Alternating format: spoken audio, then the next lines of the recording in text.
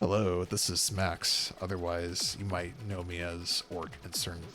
places, but today, I kind of just want to talk a little bit about this run, but also I want to kind of talk a little bit about my experience with this game, why it's kind of like personal rock to me, and that whenever I seem to have like major issues going on, this is a pretty therapeutic game to play with. And even this last month, playing it for the Summer of Ray's chronology mini tourney for record was kind of a fun way to not only revisit a lot of the stuff I like about this game, but also continually push myself to get a higher score. And since this is kind of the early stages, I guess I can talk a little bit about why this game was so appealing to me at the time when I first started my arcade shooting game journey. So back in 2015, I was kind of coming off of some rough spots in my personal life, and academically I was like trying to figure out how I was going to make things work. The previous semester I had some classes which were like not only really difficult, but then I just had kind of a bad combination of like professors who were just like kind of doing their own thing when it came to grading rubrics, which basically led me to eventually have to repeat a couple classes. But in between all that, it was kind of a transitionary point, because I've been playing games as far back as I can remember, like when I was like 4 or 5. But most of the stuff I have been playing up till this point, it's like a combination of just like whatever Nintendo console I had, whatever I could get on Switch. For a long time, it was like I'd be that kid at school who was like playing just random translated like Super Famicom RPGs and trying to see like, you know, how many can I beat? Can I even make challenges out of them? Being a couple people who know me personally know that like I was pretty heavily into Pokemon series too, but then I would say over the course of the next few years, like in late high school, came across a local alumni high school who opened his own retro game shop. And even though I started just getting some games that I was like kind of interested in, there were a couple of times where I was like, some of the arcade-based stuff would be really cool to start investing more time into, because there have been a lot more arcades when I was younger, but then they just kind of all dried up for the most part. So I was like, yeah, I don't know how else you're supposed to get into this outside of like either just getting actual physical copies or finding another way to like play online, like maybe emulation, which I knew a couple of options at the time, but then it wasn't really until college where I started looking to more standalone emulators versus just like stuff that's available online. So then I think freshman year I got Wincox, started playing a bunch of Capcom beat 'em ups. I think I also cleared Armored Warriors / Power Gear at the time. After that point, I think around that time, 2014-ish, I made an account on the Shmups forum, and I got some recommended videos from the show on my feed at the time. It's like, you know, this would be a cool opportunity to start looking at maybe something I could feasibly clear. But while I was doing that, looking at footage, playing some games, kind of stumbled across this old episode of Icarus showcasing his 5.6 million clear for this game. And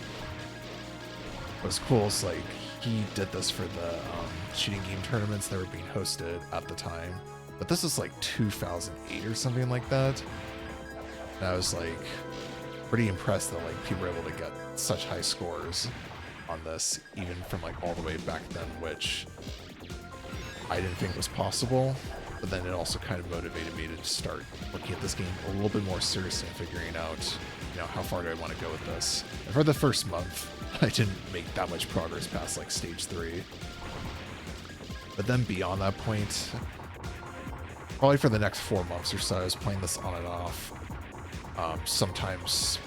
showing runs off on like the school library computers, and just showing some friends like, you know, here's progress I made in that time frame. But I'd still get stuck in like early mid-stage 6, and I was kind of at a loss of how to proceed any further. Once I got done with that semester, my idea was, okay, I'll spend some more time on this game and figure out what to do. Then I went on a trip for like maybe a week, then got a lot more downtime in between to kind of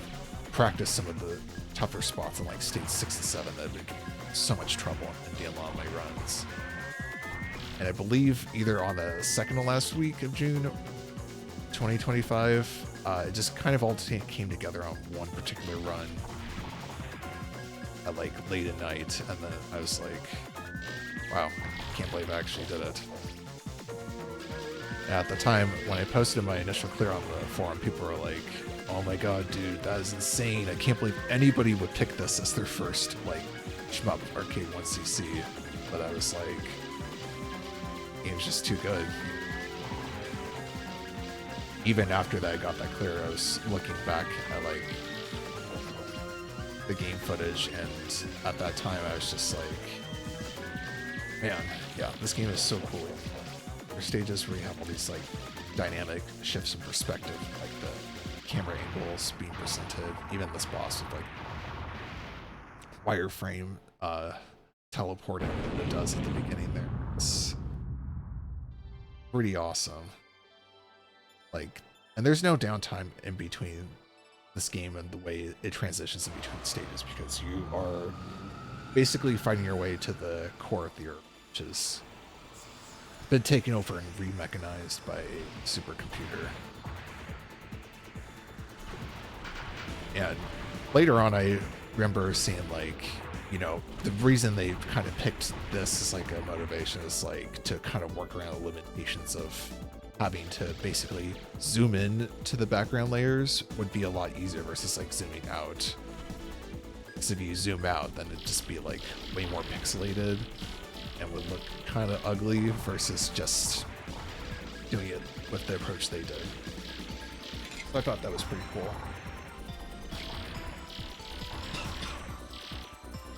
So a little later on, I think maybe a couple years later, I kind of casually started playing this again every so often and just improved my score a little bit here and there. But then the next major breakthrough, I would say, would be 2021, if I had to guess. Because at that time I was, again, dealing with some family issues with like someone being very sick, and also trying to work out some personal issues with X. And because of this and the extreme stress that was brought on by that, kind of got sick for quite a long while. And to kind of cope with that, I was like, you know what, I'd rather just play some games and kind of get my mind off of this. And I started watching some more replays again as to figure out, you know, just some basic stuff of like, how do you take care of like those islands there to get those like big chains, and to try to make that more consistent. So kind of in a short time frame, if I like to say maybe like a month or two, then I was able to get my PB quite a bit higher to like over 6 million, and then got one run that was like 6.5,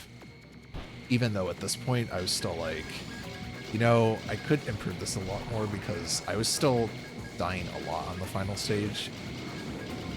One of the things you'll notice too, if you play this game for a long time, is that like you get to that final stage and you die, you're losing so much points, because that last multiplier adds on like another 64 times to what it was before, for a maximum of 128 times the base ending value. So in a lot of cases, you're basically losing like almost half of like your chain value there.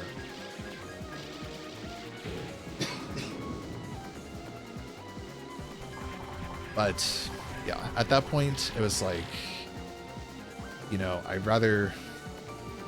focus on some other games in between, because I was kind of at a loss to figure out how I could improve my survivability for those last couple stages. And I figured, okay, I'll give it another year or so. Maybe I'll come back to this and see how we can maybe execute things a little bit better. But then it ended up being like a 5-year gap altogether. And then when Guru decided, okay, I'm gonna do all the Ray series games for his summer tournament, I was like, I can't pass up on this, because not only did I want to actually clear Ray Crisis on its arcade version, finally get that out of the way, but also just revisit the other 2 games in the series, which at this point I cleared, and I was like, I could do a lot better. So for this run, it didn't take too long to like get back to kind of the level I was at previously. But what definitely I could notice was just that like survival wise, I was getting a lot more runs in the stage 7 consistently, while still executing a lot of the chains. But then of course the hard part when you're pushing for chains in this game, these enemies are quite scary, and if you misjudge, like, I don't know, let's say you want to kill a certain enemy while getting the A-chain, but then you don't get the lock on because the reticle didn't extend far enough to where you wanted to hit it at, you're probably gonna die, because it's just so hard to avoid dying if you're like stuck in a corner. It's not like Cave where you'd be like, oh my god, just have like 6 bombs to get me out of like these trouble spots. Here everything just like counts pretty succinctly. Even with some of the stuff here where it's like you're learning chains, it's like you gotta like push up in spots to like get everything, because otherwise you're just like gonna get hit if you're like playing a little bit too defensively there. That being said, as difficult as it can be, and I think for some people it might be like, what's the point of doing it like this?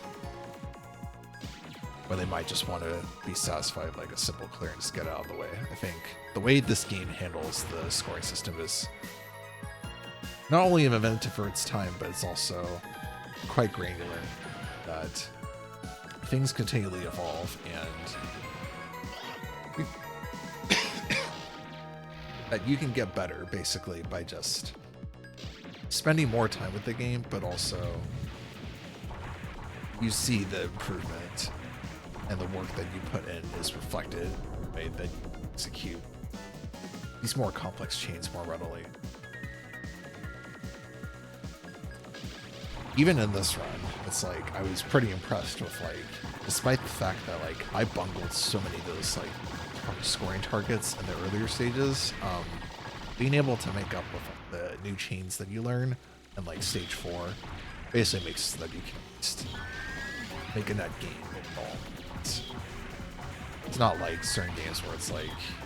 you don't execute stuff well, like it's kind of screwed.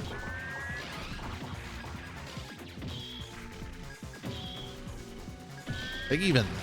now that I'm thinking about it though, like I'm looking at this boss right here, and I think the first time I got to this guy, he just slammed me in the face, because when I initially practiced this game too, I was like more of a non-auto fire kind of guy, and I was like, the built-in auto fire should be good enough. Problem is though, like when you do die in this game, you lose like a whole power level for both the secondary laser and the main shot. So if you chain def and you're using like non-auto fire, you end up doing a lot less damage to some of these big HP targets like the main body of these bosses, or even like these claws if you want to get all of them for points. So partially hindsight, that led to me just like later on being like, why did I stick to like not using auto? Because this game has, pretty sure it was both tracked with auto fire and non-auto fire, which is basically the internal 15 hertz configuration. I don't even think it's that much of a difference other than like kill certain bigger enemies sooner, but you know, in the end, all that really matters is just like your ability to basically consistently execute some of these big chains and to avoid dying as much as possible, because yeah, there is the chance that you could maybe get one of those big laser power-ups, And from that, you might be able to recover your full times 128 capacity.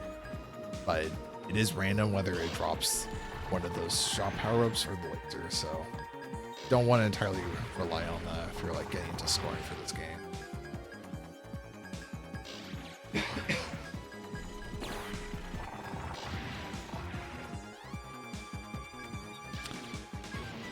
But yeah, this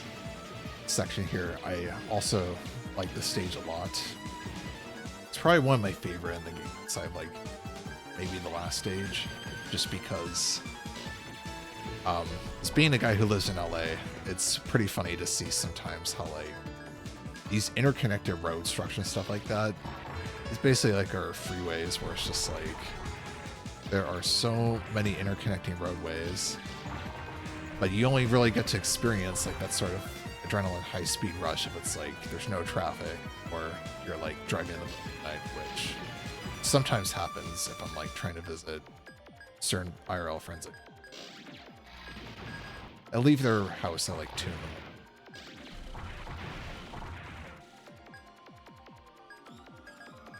On top of that, I think one of the things this game does a lot better compared to some of the sequels is that like having the traditional viewpoint makes that like it's at least fairly easy to like kind of judge how far the bullet distance is from the proximity of your ship and how you need to adjust. Because one of the things the sequels love to do is they have the like sort of tilted perspective, even if it's still 4x3, so that like on top of the bullet being slightly slanted, depending on where your positioning is,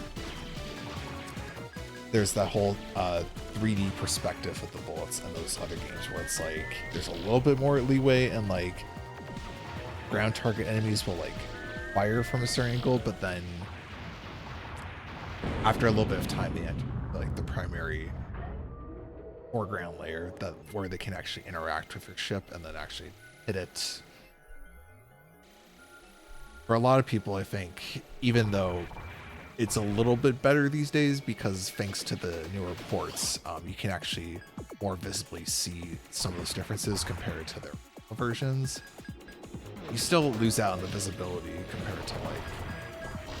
just RayForce just being fixed perspective as it is. And it definitely makes it a lot easier to kind of judge where you make mistakes.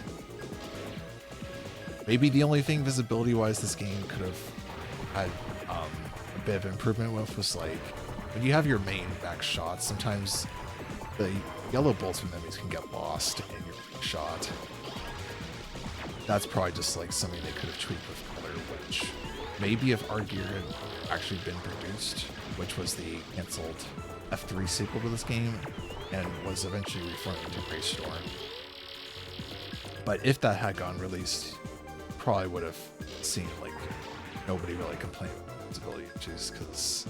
one demo stage that's out there if you get on the shop or one of those collections, it's a lot easier to just see and judge where things are coming in from. One special note I do want to make here, actually, take it for a sec here, I was kind of glad, at least in this run, I was able to chain the vast majority of these enemy teams coming out here, because it is really hard to just judge some of the ways that like the big or the yellow enemies from the top are coming in, and then make it so that you can get your max or your max chain value there at the end. It gives you like a lot of points. And then you can also set that up so that basically, you know, you come on this big tank at the end and get a bunch of points from these two. I'm gonna do it in this manner. It's something I stole from some other players like Colonel Fan.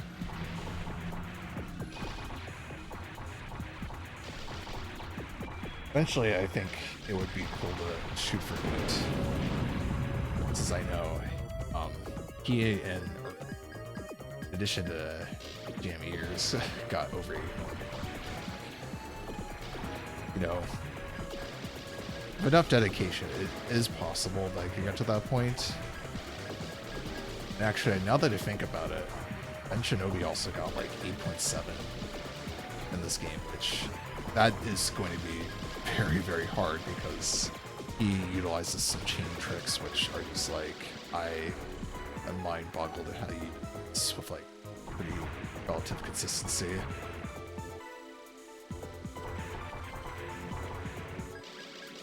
But yeah, and then we'll be coming up on the Stage 6 boss pretty shortly here. So I think I'll decide to take the commentary talk back to personally like why this game is so good. Some of the stuff I've read in interviews is basically like the creators are very adamant about like, you want to make a really great shooting in their Kuma Gaia studio, and we think we can do it better in certain cases compared to like what other studios have done. I think in the beginning, some of the people working on this game basically said like, Trim was like apprehensive about like, oh, we don't want you guys to work on it. You should work on something else. It's like, come on, you gotta support everything. So they just decided to work on it semi in secret, and then just basically full forward when basically the development of this game got greenlit. But it is interesting because it is like quite a little bit different from like some of the other games coming out this time period. Most notably, you don't have a bomb in this game. Like I mentioned before, any mistakes, it's like, that's on you. And on top of it, the kind of ingenuity needed to like basically figure out like, if you've got these lasers here, why not just have them launch individually at a time instead of like it being clumped up like groups of 4? Because that also leading into like the whole score multiplier thing is something which I feel like does influence a lot of games going forward, and also probably allow a lot of companies to think like, you know, if we have to increase our games like intensity to like a bigger audience and stuff like that, why not just throw in a secondary system so that people can just continually come back to the I think the only thing that maybe they could have worked on a little bit for that aspect is this like, this is also something which is kind of talked about in other sequels like Raystorm, Ray Crisis, but like in those games you can lock out to the foreground, so it also adds additional flexibility to the routing, which I think is pretty nice and allows you to kind of figure out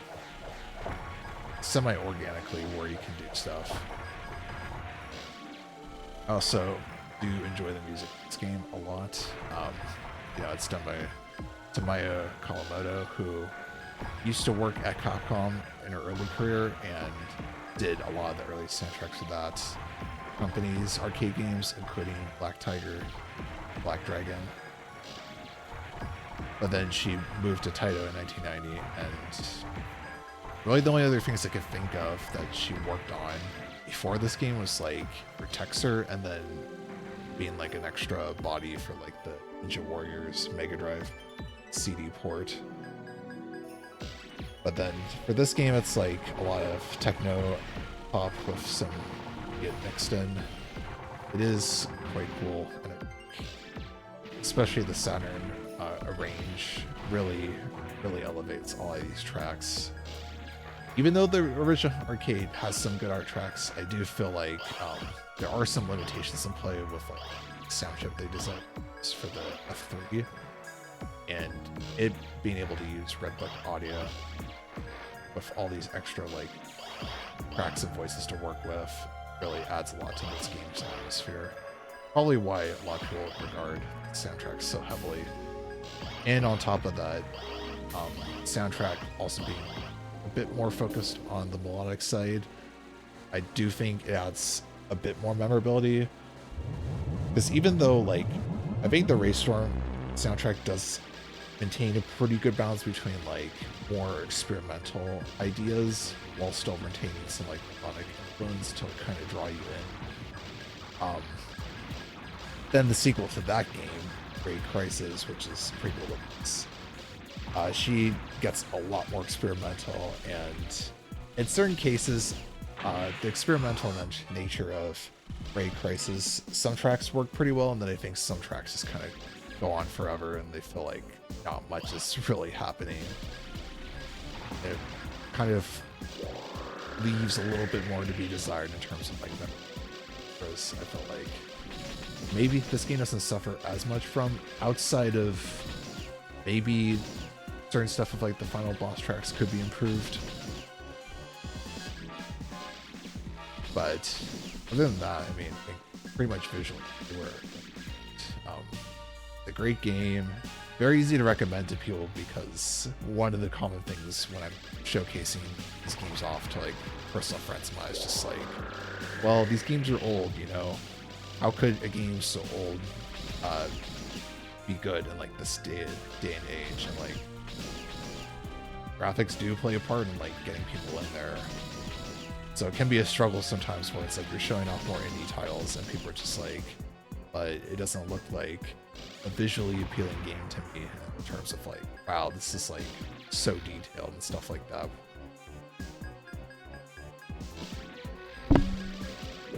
And I think overall, it's just like, for the most part, it is pretty fairly balanced, I would say. Like, it is hard to get used to it, but it does help that the game does give you 2 extends at 1 million and 2 million. And with that,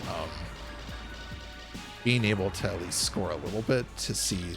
the extra lives come down can be a motivating factor for people to want to get better at said games and figure out, you know, how can I maybe push myself further. Whereas I think, unfortunately, because Raystorm and Ray Crisis both do not have the no extends option, it does create some sort of friction where it's like, you know, if I'm not getting extends out of this, like, one, why would I do better if the game's already like so hard? For people that are into the genre, they may feel like, no, I don't think this is as much of an issue, but for people on the outside, it is something that I think I have noticed quite a bit, which can make it easy, a little easier or harder to recommend certain games as a result of it.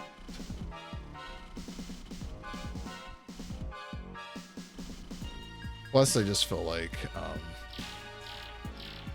it is a way to showcase something different if people are like bored with stuff that they typically see in the genre. It's like, it's a nice change of pace, even if a lot of the design words in this game especially are kind of harken back to like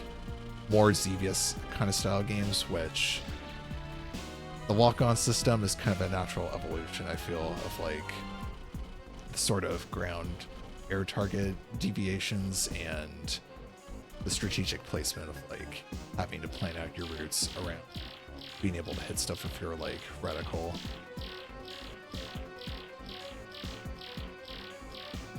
While avoiding some of the design pitfalls that can come from a lot of the stuff that like Namco used when dividing its, making its like Xevious Lakes. Like, you don't have stuff like the Dark Stage in Dragon Spirit, which is like a really oddly designed stage and I think pisses a lot of people off, or like the weird wonky big ass hitboxes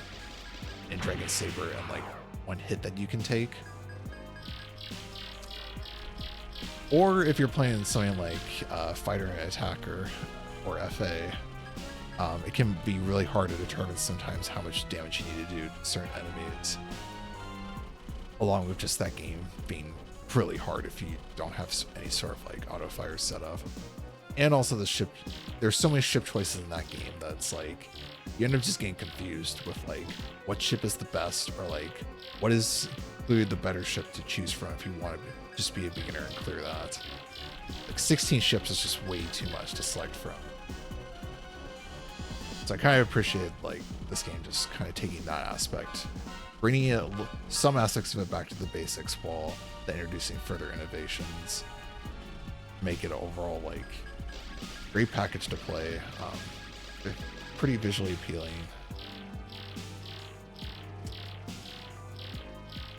I've been talking so long, but like one of the more minor things I want to talk about just minorly here was like The only thing in this run I can maybe think of outside of just like getting more chains, it's maybe just milking that final boss a little bit better, because it was like when I wasn't expecting to get there with that pace,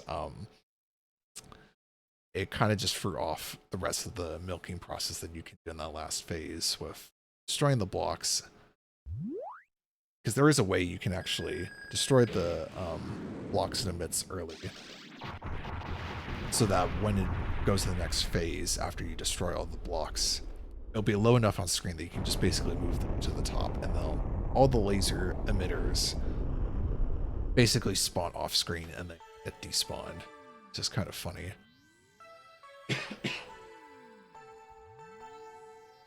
But yeah, I mean, other than that, what else is there to really talk about this game? I mean, playing this on the Ray's Arcade Chronology, which you get on Steam, you can get it on PS4, you can get it on Switch. They all play really great. I think the only issue maybe is the Switch by proxy has like the extra frame of input lag, and you also don't get as many save states versus PC and PS4. And the leaderboards are probably not as competitive on Switch port versus the other two platforms. Oh, but also we can talk about, yeah, this ending here is also super great, and the credits track is also just such a great way to kind of really bring things back in as to, you know, what you've done, and also, at least to me, it's kind of a therapeutic way of like coming to terms with people that have passed on, the experiences that kind of culminate to like you achieving your goal. But I also just, I don't think I even mentioned earlier, but like one of the other reasons I played this so much in the last month, one of my pets passed away, so like that's another reason to kind of look at this in a theoretical light. But hopefully you enjoy my yapping about mostly unrelated stuff to this game. And yeah, I'll see you guys in the next one. Whatever new replays are coming out for me, yeah, just enjoy them, because I definitely enjoy playing these games a lot, and I hope to do so more in the future. Till then, see you next time, and see you next game. Later.